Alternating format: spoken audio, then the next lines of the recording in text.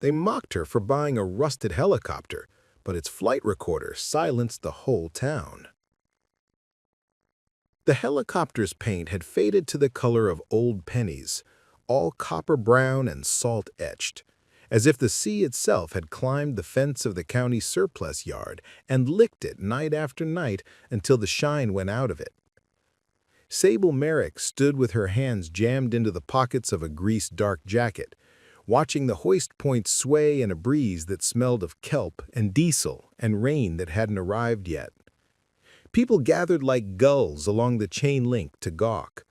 Doc hands on brake, a pair of teenagers on e-scooters, 3 men from the bait shop across Harbor Street, none of them bothering to lower their voices when they laughed.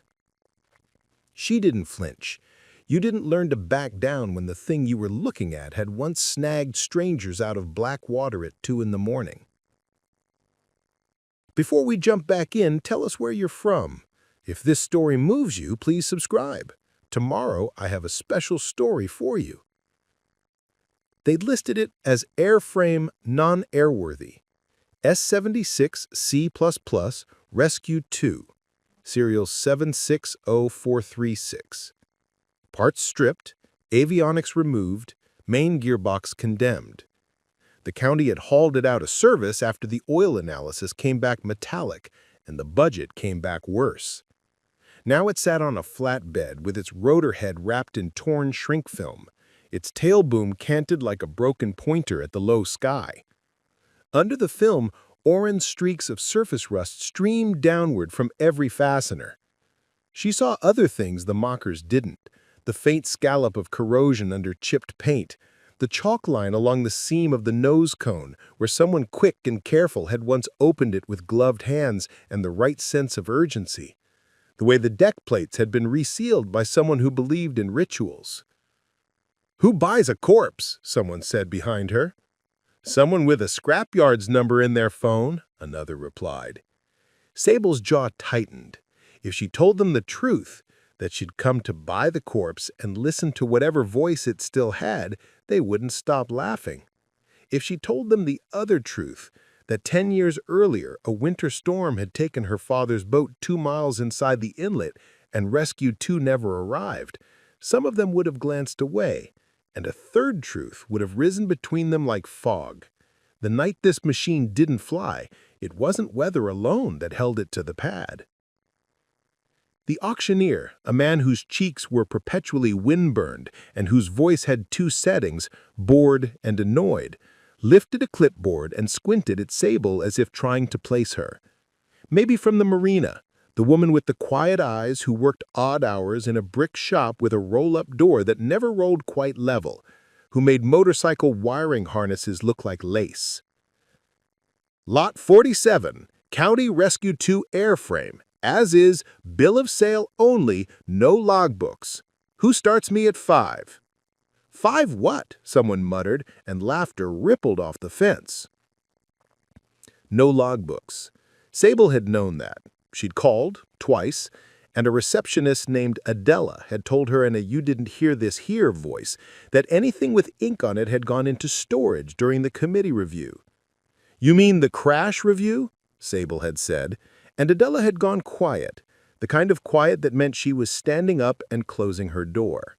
3, Sable said now, raising her hand. 3,000, the auctioneer repeated, relief putting a bit of lilt in his voice. "Do I hear 32? Silence. A seagull bickered at another gull over a crust. 3,200, he tried, badly. Someone whistled. Another someone said, "Buy it, Queen," and meant the opposite. Sable kept her hand up because that's what her father had taught her at every garage sale and gear swap since she was old enough to carry the thermos. If the thing calls your name, don't let your arm forget it. "Sold," the man said at last, too quickly, "to the lady with the jacket." They snorted when she signed. They snorted when she called Gabe to borrow the big trailer, and when she backed it herself, one slow, clean arc, so the tail skid wouldn't kiss the pallet of salt bags at the corner of the yard. They snorted when she took the strap in both hands and shook it until the twists fell out and the hook sat right and the safety latch closed with a bite. It didn't matter. They'd snorted when she bought the brick shop, too, and when she netted the blown fuse in the town's ferry loader with a gloved hand like she was scooping a trout from icy water. Ridicule was air here. You swallowed it or learned to breathe around it. Gabe's voice came through her earpiece in a crackle. "You sure?" No preambles with him. He'd been foreman at the Naval Maintenance Depot when her father was a young electrician. He'd taught Sable the difference between stubborn and loyal by cracking a rotten bolt head in his palm and then showing her the one he had coaxed out whole with oil and patience and heat. He was 3/4 gristle now, 1/4 coffee, and wholly hers when she needed a voice that didn't waver. "I'm sure," she said. A pause. "You're not buying an airframe," he said, not a question, and she closed her eyes for a beat, grateful and raw. "I'm buying the silence, to see if it breaks." They brought Rescue 2 to her at dusk, when the gulls lifted out of their day-worn spirals and spiraled a little less, as if even birds had evening rituals. The wind had shifted. The air carried the sweetness of eelgrass and the faint iron tang that meant tomorrow's rain would be honest rain, not the stingy mist September liked to pass off as weather. Sable stood at the mouth of the shop and guided Gabe's driver with both arms until the trailer settled like a patient at the curb of a hospital bed. She signed again, this time in the shadow of her own roll-up door, and the men in county windbreakers left with their taillights already turned toward beer. Alone, she listened. Not for superstition, for echoes. The old building had a way of telling her when she'd brought in a thing that would fight or bless or bleed her. She'd learned to put her palm against the brick and hear what the wall remembered. Stern warnings from a time when this had been a net-mending loft. The slap of rope, the late-night laughter of kids who smoked where the owner's wife couldn't see. Tonight, the wall said only this: "Be careful with your heart." She unpacked the helicopter's nose with a reverence that made her slow. The white letters Rescue were half ground away. The county crest had peeled so many times that the gull in the crest looked like a smudge with ambitions. She unsnapped the criving, measured her clearances thrice, called Joss to spot the tail, and then told him to go home when he arrived red-eyed from a double shift unloading scallops. She could be kind and implacable in the same sentence, and anyone who spent a season around her learned that's what the sentence meant. She laid tarps. She set out the rolling work lights. She pulled the nose cone and swallowed a breath she didn't want to call awe. The wiring looms were a cathedral of order, each bundle laced with brown waxed cord where some old-school tech had insisted on family traditions. A nest of disconnected cannon plugs hung like withered fruit. Someone had removed the boxes with a careful brutality, cutting tie wraps, preserving connector labels, not caring that the labels would eventually curl and fall into the bilge. One thing had not been cut. The orange box sat far forward, bolted to a shelf braced like a rib. Someone had tried to paint over it once and given up when the paint slid off its skin the color of traffic cones and flight jackets. Sable touched it with one finger, the way she always touched things that might change the way a room moved.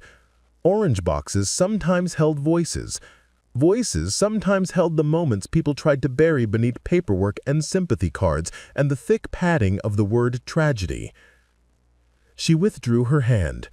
It would have been illegal to open it in the field. It would have been imprudent as a human being. She had planned something else. Catalog, photograph, see what numbers it wore, then call Leah Quaid at the Ledger, who had once helped her find the right statute when a fish processor tried to pay her in frozen cod. Then call the FAA field office. Then watch which men's faces twitched. From the street, laughter. The bait shop crew again. This time with someone new. The sheriff's new deputy. Small-town handsome. Eyes too light for a man whose job was mostly night. "Nice yard art," he called through cupped hands. "You gonna hang ferns from the skids?" She straightened with a wrench in her hand and 100 versions of "don't take the bait" in her chest. You want to tell the sheriff for me that Federal Electronics should have been removed before the county sold the airframe? The laughter sharpened as the deputy's head cocked. He lifted his phone toward the open nose like a tourist. He said, "Smile." She wiped her hands and stepped forward into the doorway and the shadow of her own machine.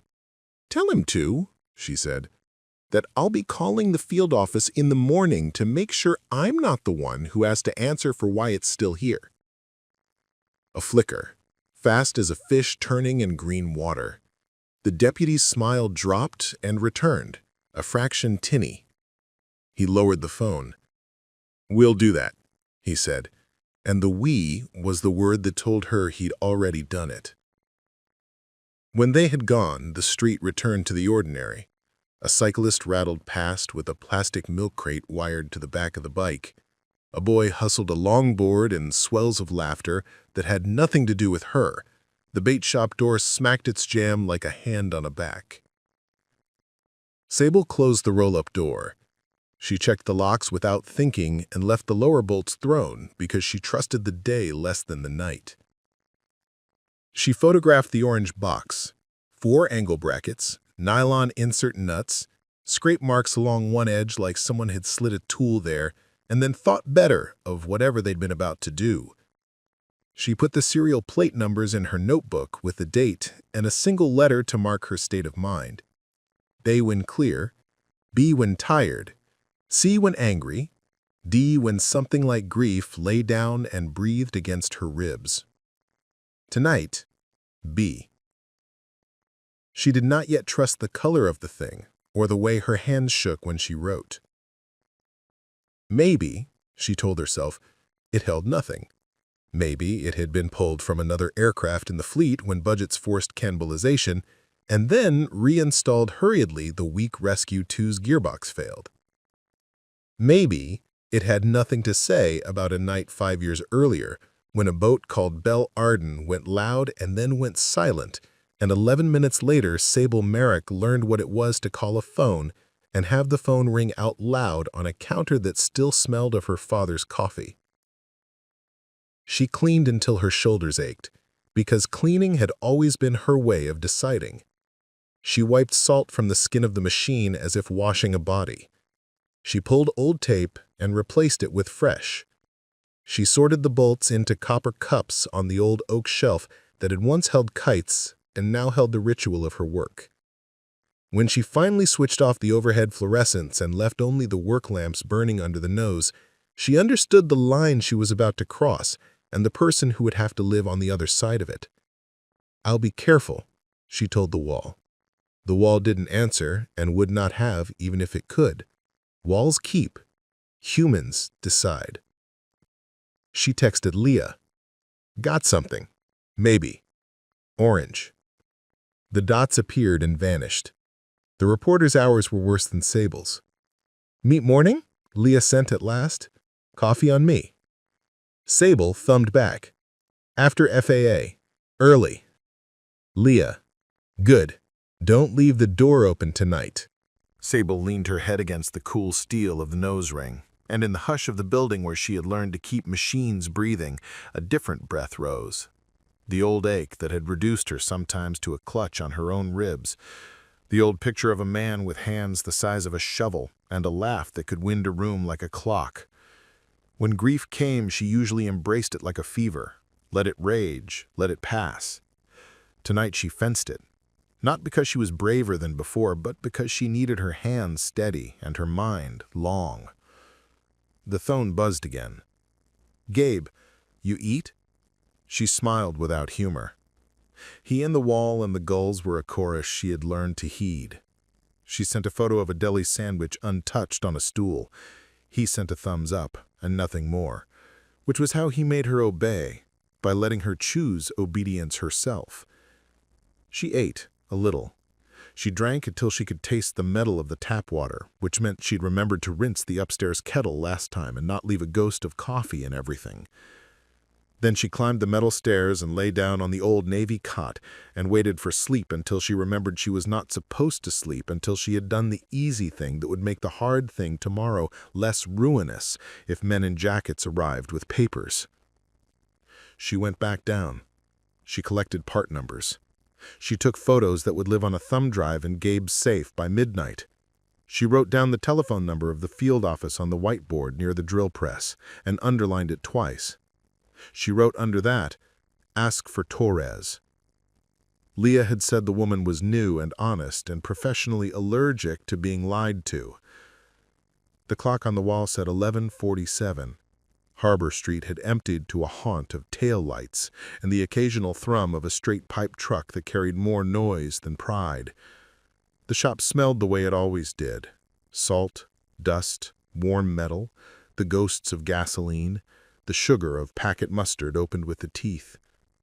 Sable stood with her palm on the skin of the helicopter and found her father's voice where it always lived when she needed to do something morally precise.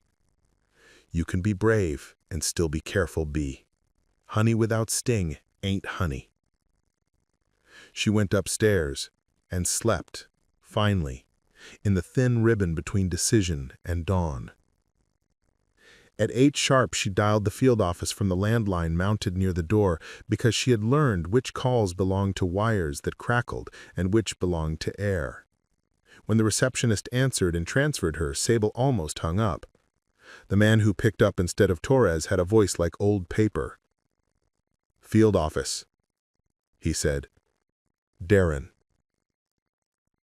Sable said what she had practiced, who she was, what she had bought, what she had found. She did not use the words black box. She used the language of hardware to keep herself anchored. "You're at Merrick Electromechanical?" he said, the way people in town always said it when they saw the sign and realized the Merrick on the door had a pulse. "Yes." He put her on hold. The hold music was not music. It was silence, with the sound of a man breathing far from his own phone. When the line clicked again, a woman's voice came through, brisk as a stage manager and warm as a breath over coffee. "Agent Torres," she said. "Walk me through it." Sable did. The agent did not interrupt, except to ask, "Is it orange or baked orange? Some coatings look different under LED."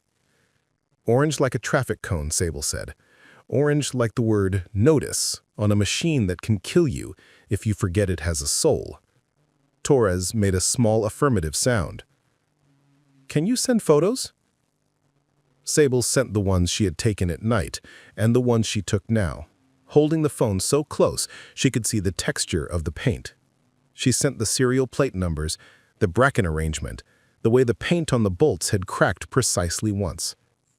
"Don't power it," Torres said, and Sable felt a thin little vine of relief coil up the ladder of her spine that the woman had assumed Sable knew how. "Don't move it. I'm an hour out." "You're driving from where?" Sable asked, before she could tell herself not to. "From where I am," the agent said, professionally unhelpful in a way that made Sable like her. "Keep the door closed. Don't show it to anyone who isn't me. Don't let anyone take it." "Someone will try?" Sable asked. There was a beat. "It's a day that ends in Y," Torres said, and hung up. Sable texted Gabe, "Field office on the way." He texted back the emoji he used in place of religion, a wrench. She went to scrub her hands and realized she was shaking. She folded the feeling into the small linen towel she kept on the sink and did not let herself wring it. Outside, Harbor Street had filled with Saturday, the line at the coffee kiosk spilling backward into a knot of kids on skateboards, who did not look up when cars nosed closer than was civilized, the fishwife at stall 3 flicking gutted herring into a blue plastic bin as if she were dealing cards to a table full of lies. Leah came quick and quiet, hair in a knot, eyes in the mood to notice. Sable waved her away from the roll-up door and met her under the awning without taking her eyes off the street. "FAA coming," Sable said. Leah's eyebrows scaled her forehead. "They don't come for nothing." It might be nothing, Sable said, and listened to herself, and knew she did not believe it. Which one? Leah asked. Sable pointed through the door at the orange box visible under the work lights.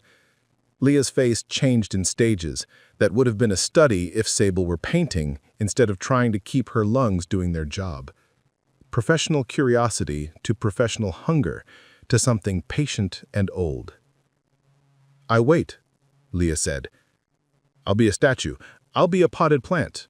I'll be the fisherwoman at stall 3 for all they know me. Go be that on the stool by the drill press, Sable said. Torres told me to keep it closed. Leah gave a 2-finger salute and went inside without looking again. They did not have to wait an hour. 12 minutes later, a black sedan pulled into the delivery slot and idled. The new deputy unfolded from the driver's seat, and the sheriff himself got out on the passenger side with the careful posture of a man who pretended he did not carry 20 pounds of decisions on his spine. Sheriff Deacon Pike was a handsome man 20 years ago, and time had not been cruel so much as exacting. It had taken what it wanted and left the rest polished and toned by obligation. "Morning," he said, as if this was about crabbing permits or abandoned dinghies. "Afternoon," Sable said, watching the clock behind his left shoulder tick to 12:04. "I hear you've got a piece of county property in your shop." "I bought a piece of county property, and the piece that came bolted to the piece I bought belongs to a federal agency. They're on their way." Sheriff Pike's smile was the kind that had once charmed a lot of people.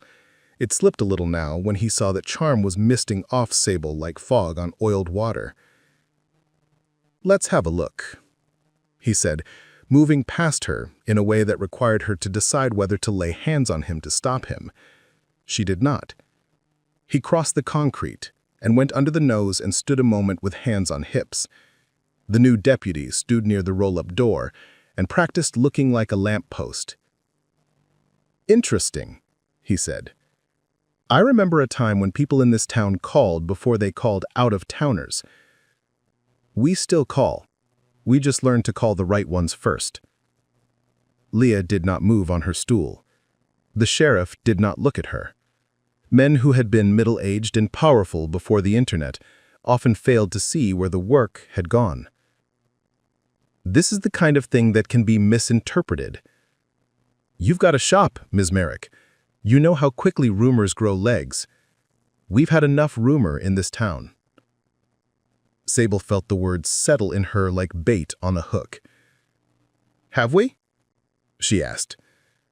His eyes flicked to hers and back to the orange paint, a fast, small admission that she had made him step in something that would stick to a shoe. "When did you say the feds were coming?" "I didn't." He regarded her as he had looked at the orange paint, as something obstinate that could be scraped with time. "I'll wait," he said. Agent Torres arrived in a small blue hatchback that made more streets than this town had parking rules. She wore a jacket that did not apologize and shoes that were not meant to be admired, and she beamed at Sable like a person who once, and not long ago, had to be helped through a door herself. "Ms. Merrick," she said, "thank you for calling." Then turning to the sheriff, without warmth or hostility, only paperwork. "Officer Pike." "Sheriff," he corrected, and Torres nodded once, as if she had just written that down in the private ledger of her patients. She photographed the orange box from 6 angles. She checked the brackets. She read the serial with a penlight and a patience that reminded Sable of the best technicians and the worst priests. "You didn't move it?" she asked, without accusation. "I didn't sneeze toward it," Sable said. "It sneezed toward me, and I apologized." Torres smiled without showing her teeth. "We'll take custody," she said. "Chain begins when I say it begins. You're the last calm link." Sheriff Pike cleared his throat.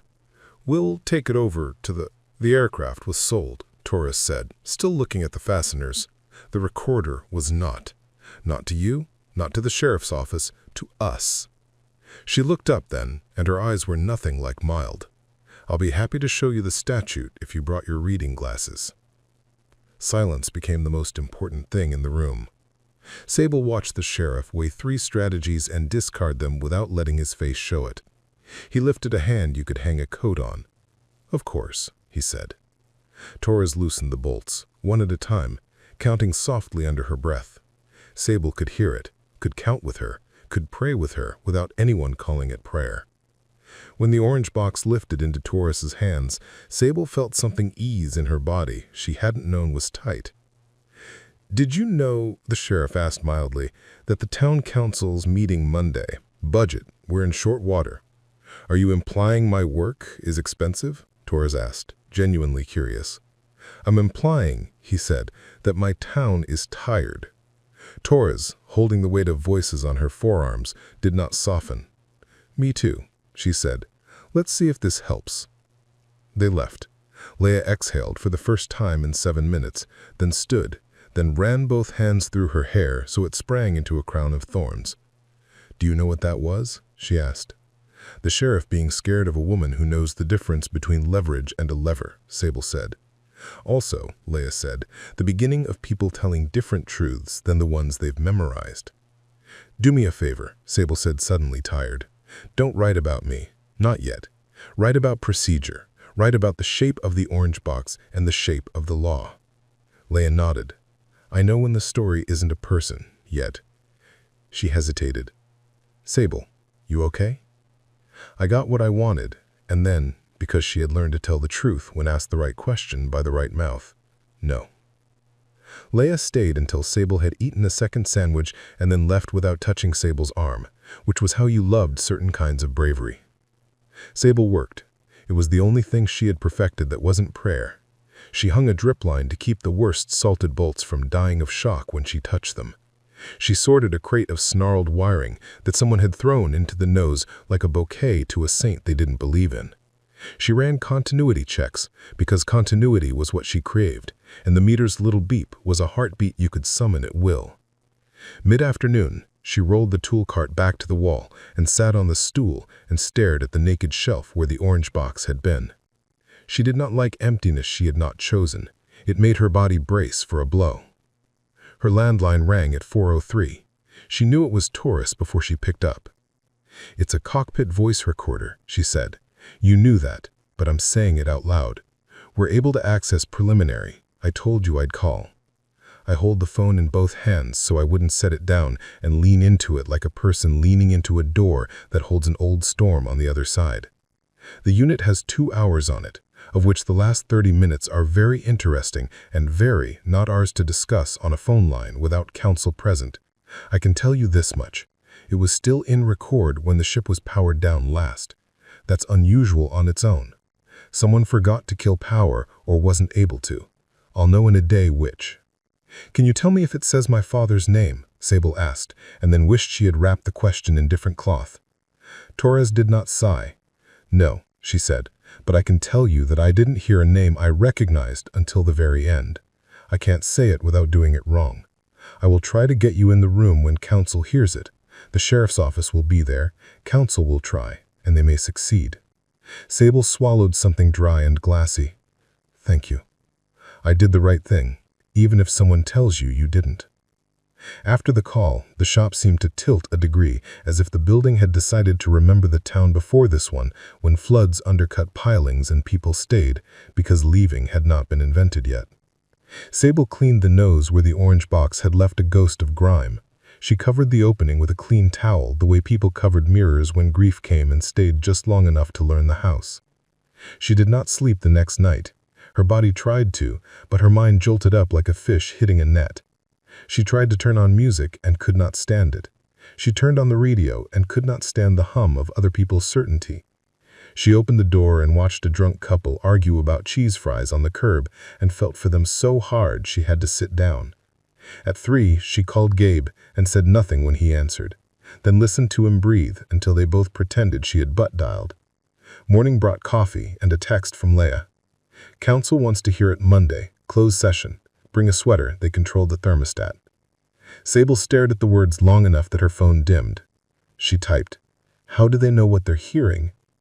"Leia, They know everything and nothing. That's why they look like that. Sable, will the sheriff be there? Leia, he will, and the man who knows where the money was not spent 5 years ago, and the man who owns the dredges. Sable, Ridgefield? Leah did not answer. On purpose or because she'd put the phone down to tie her shoe, Sable couldn't tell. She went to the shop bathroom and splashed water on her face. She regarded the woman in the mirror who had been called strange and stubborn and a saint for fixing a gear pump on Christmas. She rolled her sleeves and did not roll them with anger. Then she called Torres, who did not pick up, and left a message that did not tremble. "I'd like to be there," she said. "When the thing I found plays its voice, I'd like to hear it with the people who made the decisions that night." Torres texted back a checkmark and a short sentence Sable did not know she had wanted to see until she saw it. "I'll fight for that." Monday arrived with fog so soft it felt like fur when you walked through it. The council chamber smelled like carpet that had once been rained on, and chairs that had once held men who regarded chairs as thrones, and coffee stirred with a ballpoint. Leah saved Sable a seat in the back near the fire exit. The sheriff and his deputy sat along the wall like a pair of punctuation marks.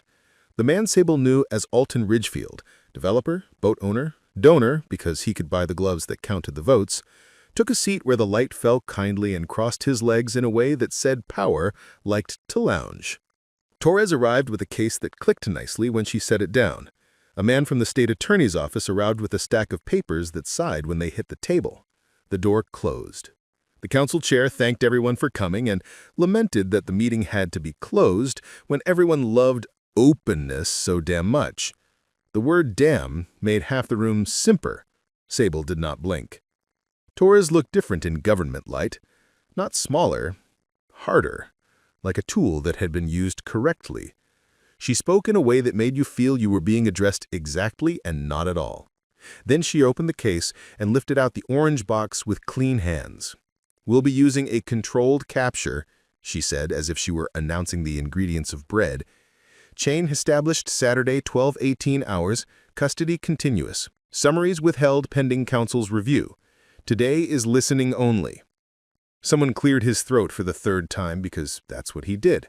The sound told Sable he needed to remind himself he was in a room. The sheriff's eyes had gone to glass. Ridgefield's watch flashed once when he turned his wrist. Torres connected a harness. She had the grace to use gaffer's tape to manage the loose run, and Sable felt a ridiculous surge of affection for a woman who taped like a professional. A small speaker trundled a white noise sound between channels and then steadied. "Last 30 minutes, Torres said. "No names spoken by me, no commentary." Nothing in Sable moved. She had learned from grief how to go inside and switch off the circuits that made a hand lift when a person wanted to stand.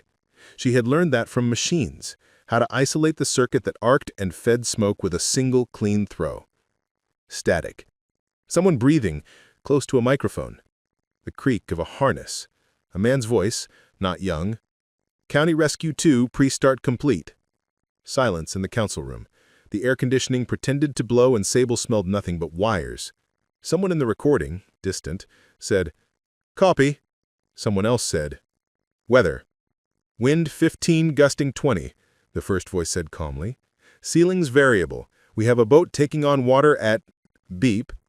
Inlet marker 7. He didn't say Belle Ardennes, and Sable found that she had wanted him to. The recording advanced. Switches clicked with the tiny goosebumps of Sable's forearms rising in sympathy.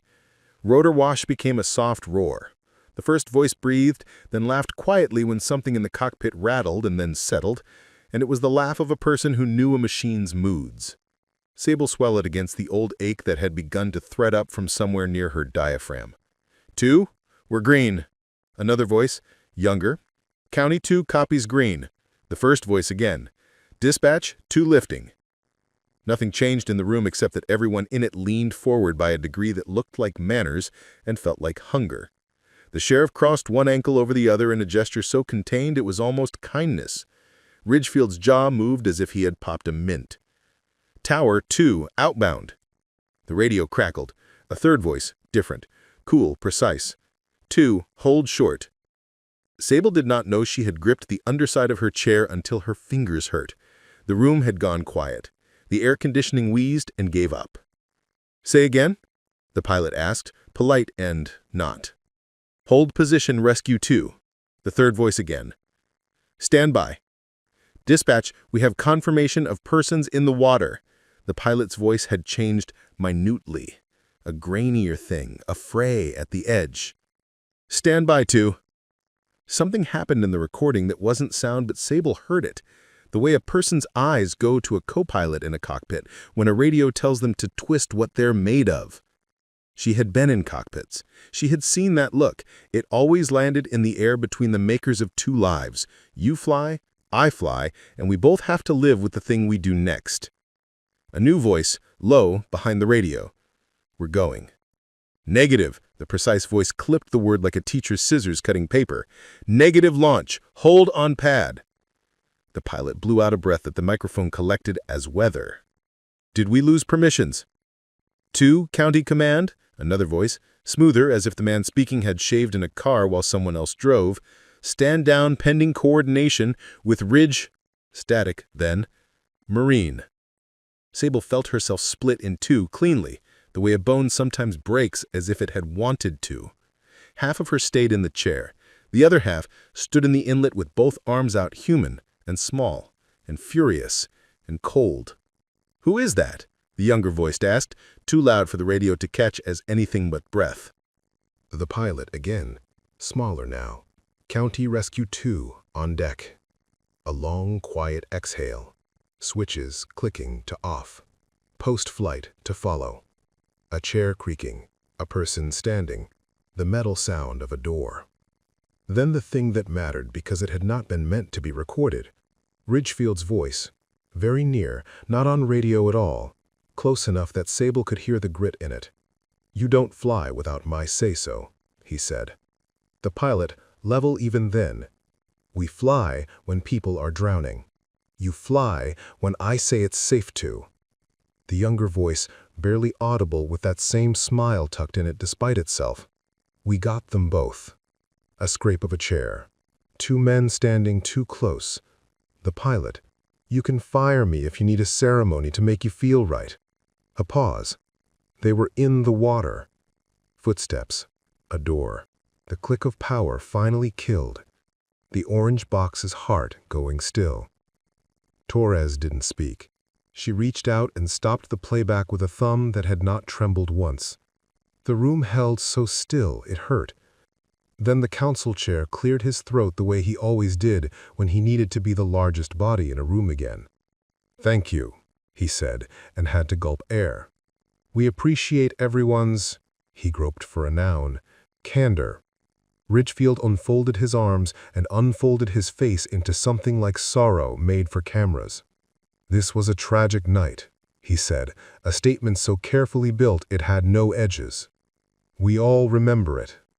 My office was doing its due diligence to ensure secondary risks didn't compound the primary. If Rescue 2 had gone down in that weather, we would have had a bigger tragedy on our hands. Sable, because she had trained herself in circuits and failure modes and the human version of both, heard the tiny crack in his last sentence. We would have had. He had membrane-thin empathy for the lives that had been, steel plate for the liabilities that might have been. If he had to stack them, she knew how he would stack them. The sheriff spoke, finally, quietly. The pilot in that recording, he said, not looking at Ridgefield, retired the following spring. He was offered a package like anyone with ears. He accepted. He moved inland, opened a small repair shop. Sable's heart, unexpectedly, pressed against her ribs like a hand. An inland shop. A man who knew how machines breathed. She wanted, fiercely, to find him, to see what he had done with the quiet. Let the record show, the council chair said, already shepherding the narrative back toward administrative pasture, that the emergency response that evening concluded with 2 survivors transported. Sable stood. It was not dramatic. She stood the way she stood to reach apart on a high shelf. Heads turned anyway. The chair frowned faintly, as if he had broken a law he presumed he had signed. Leah's hand hovered near her notebook, as if it needed to hitch a ride. I need to ask, Sable heard herself say, and her voice was the kind she used with seized bolts. Definite, not violent. Who called the hold? We've just heard the... In the night, who picked up the phone and told the pilot to hold? Ridgefield smiled the way men smiled when they needed you to feel you were young. Coordination in emergencies is complex, multiple agencies. Which, Sable said, was mine. Silence. The sheriff's face did a small, brave thing. It stiffened and let go. You want the truth? She asked, soft enough that the chair couldn't shush him without making a larger noise. I don't know anymore. There were calls, there was a command post, and then an argument about where the command post should be. There were men who wanted to stand where the cameras would later point. It was raining hard, and the radios were mispatched, and somebody said liability like it was weather. Ridgefield's smile didn't move. He looked at Sable as if she were an equation badly stated. Miss Merrick, I understand your personal stake, but you weren't in that room. There were assessments being made that have nothing to do with theater and everything to do with keeping overall risk within what? A number? A murmur. Leah didn't look down to write. She didn't look away. Torres cleared her throat. The recorder is evidence. There will be a formal process. You will all have opportunity to comment and be recorded saying what you need to say. She nodded at Sable, a human gesture inside a system that could grind. And some of you will get to ask questions on the record, but not here, not today. Sable sat. She folded her hands because she had seen older women fold theirs in rooms like this and keep their power in their fingers. She looked at Ridgefield until he had to choose whether to meet her eyes, and when he finally did, she let him see nothing in hers but the shape of a woman who had learned to solder under a lamp while other people slept. When the meeting adjourned, people remembered they had legs. They stood in a squeak and the scrape of chair feet and the soft fluster of people who were about to remember to be polite to the person they might need tomorrow. The sheriff came to where Sable and Leah sat. You did good bringing it in, he said to Sable. I brought in a box. You all will decide what its insides are worth. That man, the sheriff said, as if he were talking to himself, the pilot, he got a cake at his retirement in the employee lot because the council chamber was booked. Did Ridgefield go? Leah asked. The sheriff's mouth twitched. His assistant sent a plant. Sable looked down at her hands. They were grease-clean, but nicked. She had always liked the way her hands told the truth, even when she didn't. Agent Torres, she said, without looking up, can I get a copy of the chain of custody when it's filed? You can, Torres said. Her eyes were soft for exactly half a breath, which Sable counted as a kindness she could keep. Outside, Harbor Street's fog had thinned to a bright smear. People walked more carefully than they had at breakfast, as if the ground had changed. Leah fell into step beside Sable, like a second thought you'd choose to keep. They did not talk until they reached the shop, and Sable rolled the door, and the smell of salt and wire and the sweet, stale ghost of last night's sandwich lifted to meet them like a dog taught badly and loved anyway. What now? Leah asked.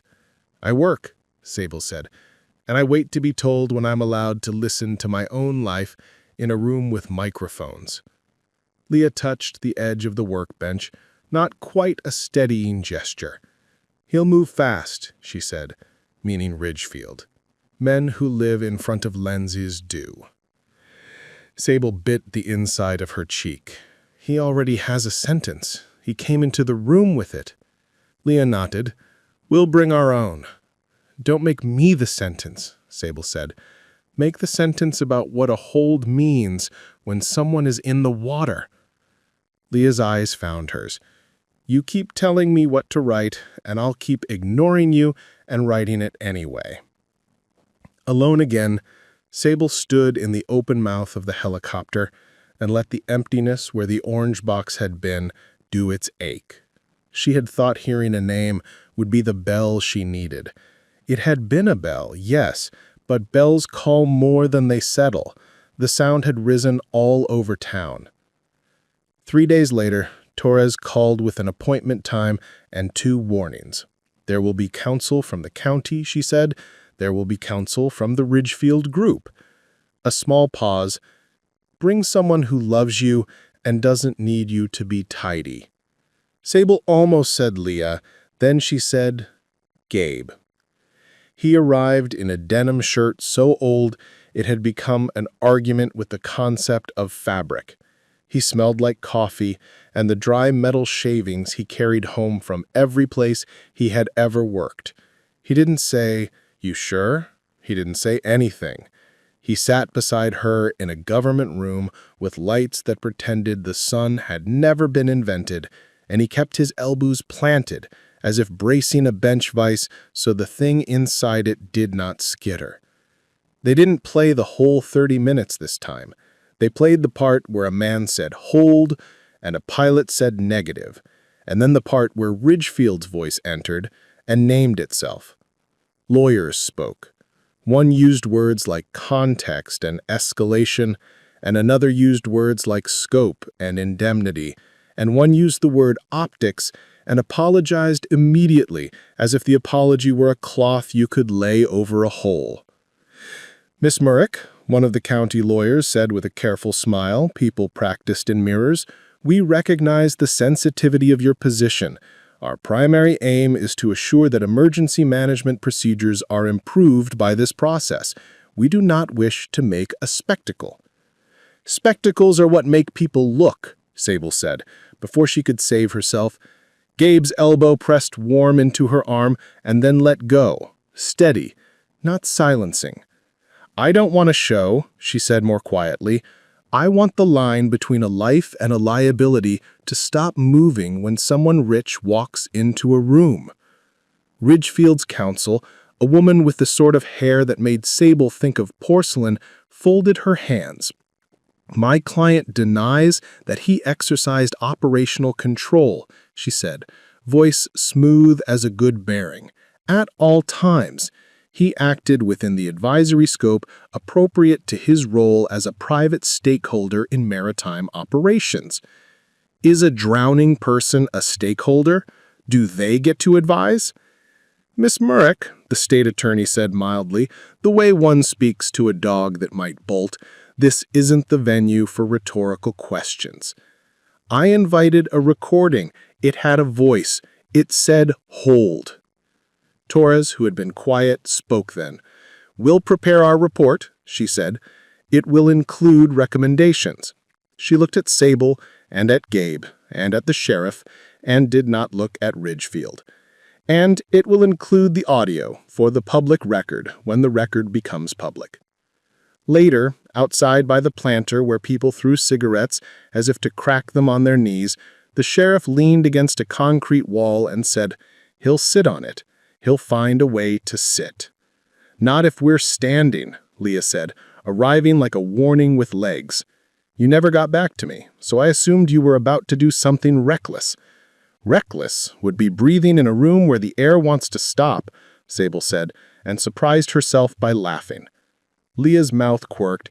"You got me a sentence after all." The story. The procedure, Leah insisted on calling it in print, and Sable loved her for the stubbornness, ran the next day. It did not name Sable beyond the purchaser of the decommissioned airframe. It did not accuse. It set down the geometry of a night like a map. It drew lines between radios. It wrote the word hold in a serif that could be felt with a fingertip. By afternoon, the coffee kiosk barista had stopped mid-pour to say, "I read it and my hands got cold." By evening, the bait shop was telling people to be kind to Sable's window when they craned to see in. That night, someone smashed Sable's mailbox with a bat. She stood in the doorway and looked at the unremarkable uselessness of the metal and let herself feel nothing. It was easier than rage and cleaner than fear. She swept it up and put a bucket over the post so rain wouldn't rot it, and went back inside to finish a harness for a shrimp boat that could not be down when the moon entered its right shape. 3 days later, a man she did not know came to her shop when the door was up and the gulls were holding a committee meeting on the power line. He was 40 going on 50, with the face of a person who had given up on mirrors because he'd learned to read machines instead. He stood in the doorway with his hat in his hands. He looked at the helicopter the way Torres had, like a fact that had decided to be helpful. "You don't know me," he said. "I might, if you'd tell me the smell of the cabin heater in an S-76 that's been waiting on a cold pad." He smiled then, real, unguarded. "Hot pennies," he said, "and the ghost of someone's lunch." He stuck out a hand. "Pavel Orman."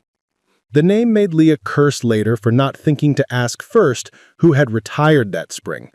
To Sable now in the doorway where two lives sometimes met and agreed to be kin, it was simply an introduction that brought a kind of weather with it.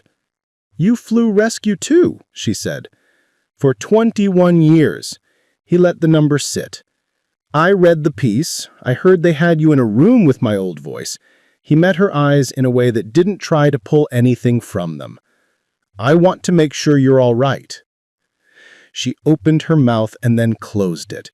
The wall behind her said, "Be careful with your heart," in the old brick grammar. She stepped aside. He moved the way pilots often did when they weren't flying, careful, as if gravity was an agreement you didn't want to insult. He stood under the helicopter's nose, hands clasped behind him like a father watching a sleeping child. He breathed in through his nose and nodded almost imperceptibly when the air told him what he wanted to know. "Someone loved this ship," he said, "even after the county didn't." He peered into the empty shelf. "And someone loved this box, too." "They took care of it until they didn't," Sable said.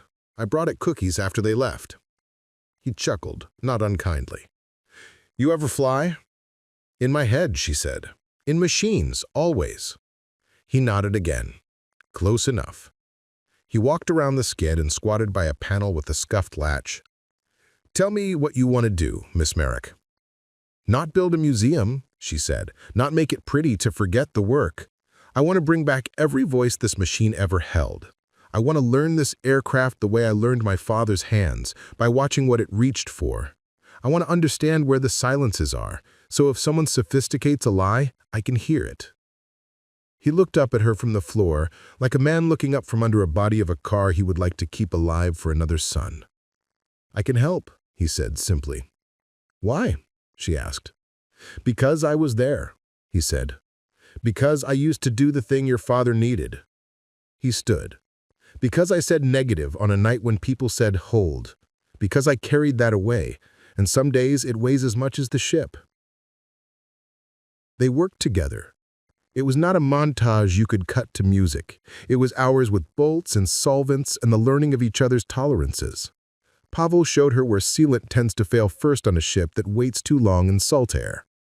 Sable showed him how to polish a connector back to honesty without taking a decade off its life.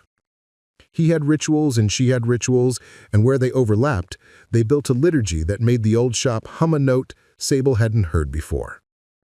News moved, meanwhile, in the way it moved now, in gusts, in rips, in posts that read like weather warnings and birthday toasts at the same time. Other towns 5 states away commented as if they had known Harbor Street their whole lives. A clip of the audio leaked, a sliver of hold and a sliver of negative, and the internet put a name to the voices with the casual certainty of people who would never sit in the cockpit with their stomachs tied to 2 cold hands over black water. Threats came in, sure. So did handwritten notes, folded like church programs, that started with, "I was there the night your father," and ended with, "We heard the rotors and felt like praying." Then the subpoena landed on Sable's workbench like a small, self-important meteor.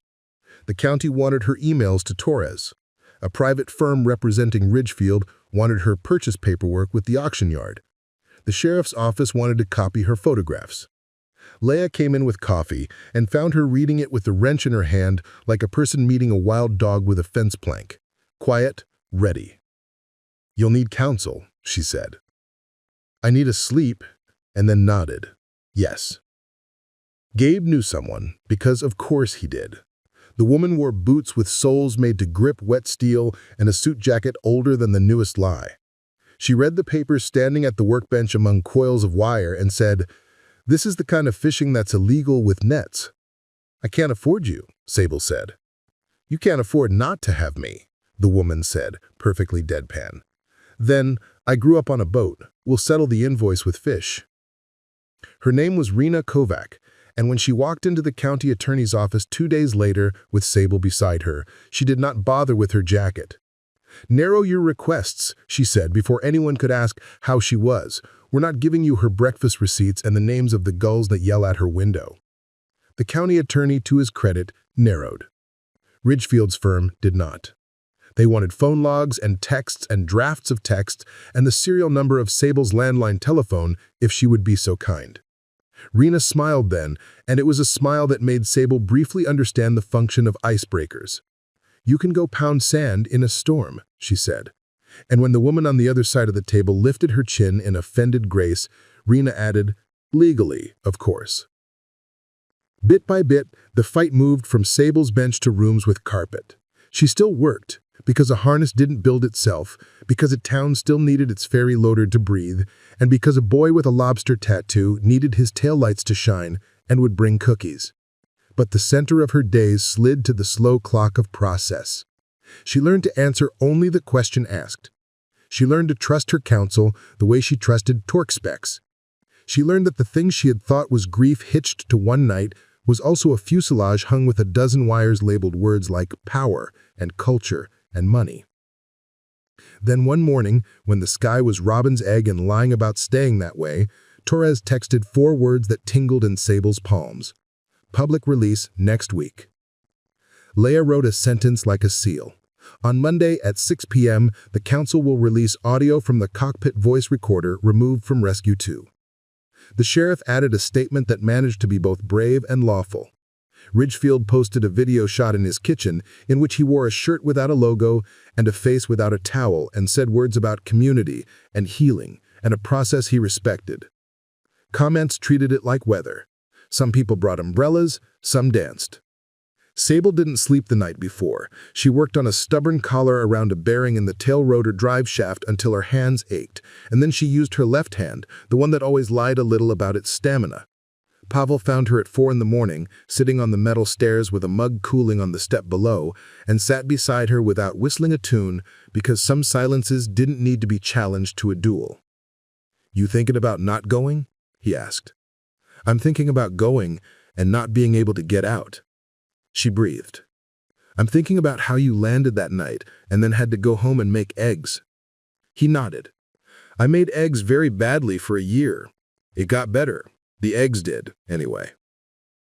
At 5:42 p.m. the next day, she stood in the back of the council chamber with Leia and Gabe and Rena and the sheriff and half the town.